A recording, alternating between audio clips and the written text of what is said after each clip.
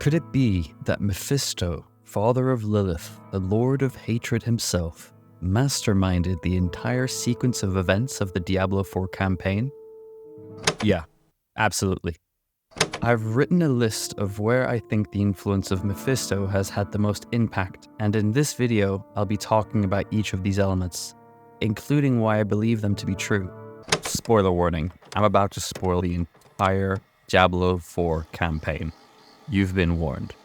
Also, remember that these are just my thoughts. They might not actually be the truth. For all of this to make sense, it's important to make sure we understand who Mephisto is.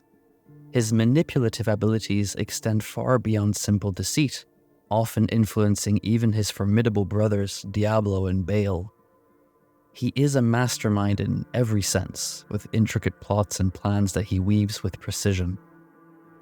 If you're familiar with the Warhammer universe, Mephisto is in essence Tzeentch, the chaos god of magic, treachery, and eternal change.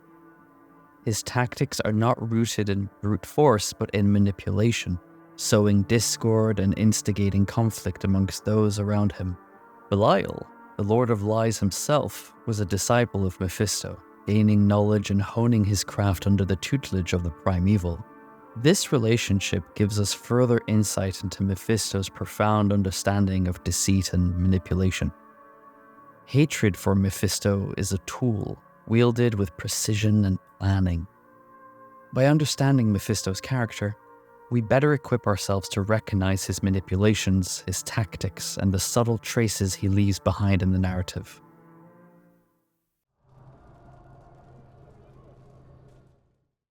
After the events of the Sin War, Inarius, the angel responsible for the creation of Sanctuary with Lilith, was surrendered to Mephisto by the high heavens in exchange for a truce in which the forces of hell would no longer interfere in the mortal realm.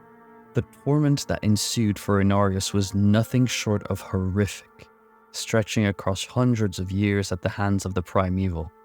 My hypothesis is that Mephisto purposefully filled Inarius with hatred during his prolonged torture, shaping him into a tool for his grand scheme. Then, years before the events of Diablo 4, Inarius was released from hell. This release, which Inarius thought was his escape, was the spark needed to set Mephisto's grand plan into motion. It was a calculated move to further his own intricate plot. The subsequent return of Inarius to Sanctuary resulted in a cascade of events that would ultimately lead to the destruction of Lilith and the events of Act 6. Inarius' interactions following his escape provide further evidence of Mephisto's influence. Lorath even pointed out that Inarius had shown a significant shift in character since his return, adding credence to the theory that Mephisto had successfully manipulated him during his imprisonment. However, it is not only Mephisto's return to Sanctuary that suggests Inarius' release was a calculated move. Another possibility arises when considering the dynamics between Inarius and Lilith, the mother of the Nephilim. Mephisto might have anticipated that a resentful and enraged Inarius would act as a perfect opposition to Lilith, thereby creating a tempest of chaos on Sanctuary, an environment in which Mephisto's manipulations could thrive.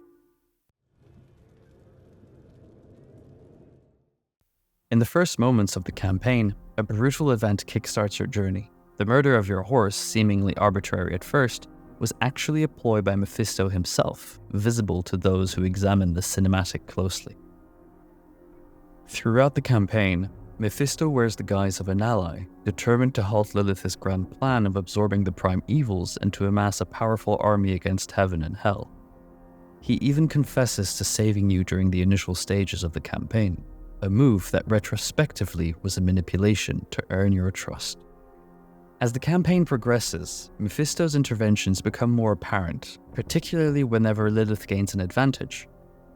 While it may seem that he aids you in your efforts to counter Lilith, the reality is that he is subtly pushing you towards his own objectives.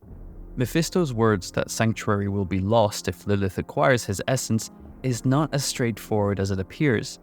While this may create a dire scenario, yes, his true motivation is to prevent Lilith from gaining more power, an outcome that could jeopardize his own plans. He even tells you multiple times not to follow the Horadrim because they will fail, but, as we will see in a moment, it's completely in his interest for you to help the Horadrim with their plan involving a Soulstone. He knows you will do the opposite of what he says. Mephisto's cunning is further showcased in the final moments of Act 6.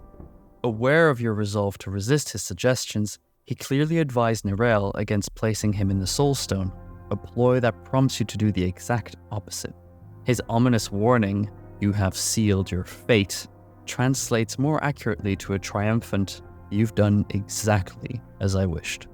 Throughout the campaign, you've unknowingly been a chess piece in Mephisto's game, manipulated to perform actions that ultimately serve his interests. His entire scheme hinged on identifying the potential in you to confront Lilith and subtly guiding your actions to align with his grand plan. And in following his design, you further cemented Mephisto's reputation as the cunning puppeteer, expertly pulling strings from behind the scenes.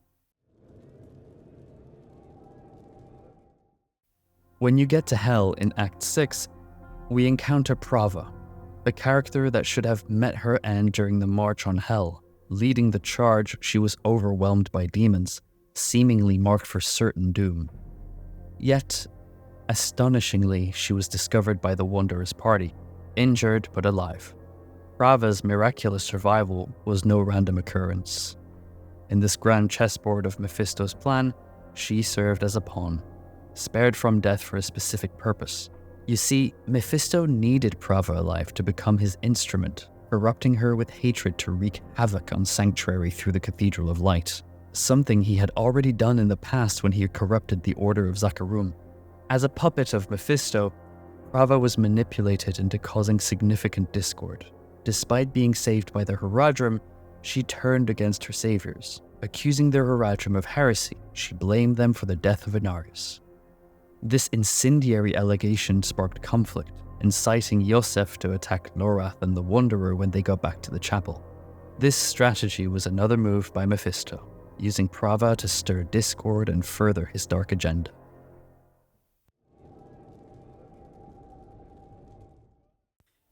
Originally established as a vehicle for the worship of the three primevals, the Triune held a special place in the machinations of Mephisto. When Lilith returned to Sanctuary, some members of the Triune shifted their allegiance to her, heralding a shift in the power dynamics of the sect. Despite this shift, there were compelling signs that Mephisto retained considerable influence over the Triune and its followers. Indeed, through the campaign, players may stumble upon ritual altars dedicated to Mephisto, a clear testament to his enduring grip over some sect members. His influence is further highlighted during the sack of Khaldum, when Triune members eagerly mention the Rain of Blood, a cataclysmic event orchestrated by Mephisto. These subtle hints suggest that Mephisto has been continuously exerting his influence, whispering in the ears of the Triune's members, and steering them towards his own goal. Perhaps Mephisto's grand plan involves facilitating a takeover of the Triune by his own devotees. By quietly nurturing this underground following, he could position his faithful to rise in power after his daughter's takeover, manipulating the Triune's structure and direction to serve his interests. The Soulstones bear a deep and complicated history, closely intertwined with three primevals, Mephisto, Baal, and Diablo. These unique artifacts, each a shard of the Worldstone, were created by the Archangel Tyrael to contain the primeval spirits during their exile into Sanctuary. These events happened long before Diablo 4. Mephisto was the first to be imprisoned in a Soulstone, followed by Baal, whose capture resulted in his intended Soulstone shattering. In a desperate measure, the Horadric mage, Tal Rasha, acted as a surrogate Soulstone. Diablo, the last, was defeated and imprisoned under a cathedral in Candarus during the events of Diablo 1.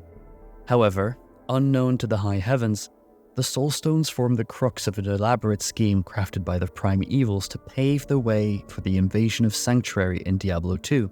Izuel, the fallen angel, had informed them that the Soulstones could tap into the Worldstone's power while in Sanctuary. In an audacious move, they orchestrated their own exile and used their powers to corrupt the Soulstones that bound them. Thus, a primeval in a Soulstone represents a formidable foe, capable of tapping into the Worldstone's power. Even after the Worldstone's destruction, shards of it still linger in Sanctuary, providing a potential power source. Mephisto's desire to be put into a Soulstone makes perfect sense in this context. Imprisonment within a Soulstone grants significant power, allowing access to the Worldstone's power and the potential for a physical manifestation if the stone is merged with a human host.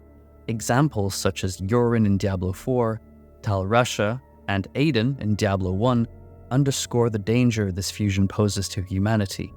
These individuals became hosts for the prime evils, often leading to their corruption and causing significant damage to Sanctuary. On your quest to attune the Soulstone with Donan in Diablo 4, you can hear a wolf's howl in the distance, insinuating that Mephisto is keeping a close eye on you. And at the end of Diablo 4, Mephisto resides with Nirel, subtly corrupting her, implying that she will potentially absorb the Soulstone and further aid Mephisto in his plots. Although Inarius and Lilith believe Rathma's prophecy to be about their victory against each other, in this case, I believe the prophecy pertains to the freeing of Mephisto, the Lord of Hatred, from Hell. The prophecy states, "Then came a spear of light, piercing Hatred's heart, and he who was bound in chains was set free." In this case, the spear of light corresponds to the Soulstone used by Nirel to ensnare Mephisto. The Hatred's heart is a metaphorical reference to Mephisto himself, the embodiment of hatred. The chains in the prophecy are likely representative of the metaphorical restrictions that held Mephisto in the Cathedral of Hatred, where he had been confined since the events of Diablo 3, Reaper of Souls. In being trapped in this cathedral while he recovered, Mephisto was effectively bound in chains. You could also say that Mephisto's recovery was slow, and the possibility of being put into a Soulstone might make his recovery much faster. The prophecy's conclusion, stating that he who was chained is set free, now rings true. Nirel, by imprisoning Mephisto in the Soulstone, ironically granted him a greater level of freedom than he had previously enjoyed. Now, instead of being confined to his sphere of blood in the Cathedral of Hatred, Mephisto is free to influence Nirel's actions and travel wherever she goes, effectively making her his puppet. Hence, what appears to be a defeat for Mephisto was, in fact, a brilliantly orchestrated maneuver to attain his freedom. It's feasible to suggest that Mephisto is now more free and potentially more powerful than ever before, with the prophecy's fulfillment marking just the beginning of a new chapter in the saga of Sanctuary.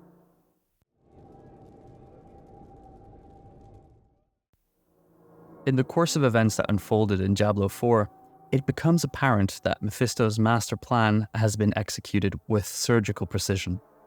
Every event and character, it appears, served as a cog in the grand scheme of this prime evil's machinations. One of the figureheads in this diabolical design is Nirel, who serves as an unwitting puppet to Mephisto. Imprisoning him in a Soulstone, Nirel inadvertently created a conduit for his influence to seep into her, altering her trajectory and intentions. In effect, Mephisto made Nirel his pawn, guiding her path for his purposes. Once Mephisto was trapped in the Soulstone, the initial plan was to meet Nirel on the other side of the portal. However, Nirel's actions deviated from these intentions immediately, indicative of Mephisto's meddling. She disappeared, and it's plausible to surmise that wherever she went, it was in the best interest of Mephisto. By the end of Diablo 4, the landscape has been significantly reshaped in favor of Mephisto.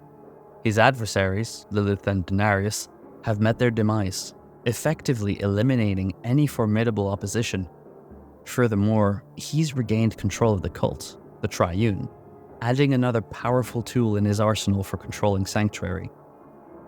Mephisto emerged as the ultimate winner, in my opinion. His adversaries vanquished, his power enhanced, and his position in the mortal realm established.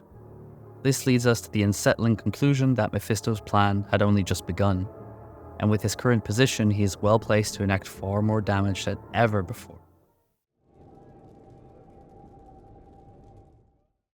Mephisto's schemes seem to unfold in endless layers. I believe that Mephisto might be working towards resurrecting Lucion, his offspring, and a significant figure during the Sin War. The proposition is grounded in understanding Lucion's past, of course, his disappearance, and a cryptic clue found in Diablo 4. Let's talk about it. Lucion is the progeny of Mephisto and the brother of Lilith. He held a high position during the Sin War, leading the Triune. His powerful stature, however, could not shield him from the overwhelming might of Uldyssian, a Nephilim. In a decisive encounter, Uldyssian, using his powerful abilities, effectively negated Lucion's existence. Choosing not to slay Lucion, Uldyssian merely imagined the demon as null, resulting in Lucion's abrupt disappearance. He literally imagined him not existing. This marked the last recorded presence of Lucion. However, Diablo 4's very small post-credits scene introduces a tantalizing detail that could potentially shift the trajectory of the narrative. It presents a glimpse of a skull, presumably identified as Lucion's. This tiny yet significant detail suggests that Mephisto's plan could involve the resurrection of his son, bringing him back to Sanctuary. The insidious part of this theory lies in the fact that Nirel, already under the influence of Mephisto, might be walking towards this very destiny, completely unaware of her manipulated path. This all leads us to an intriguing question.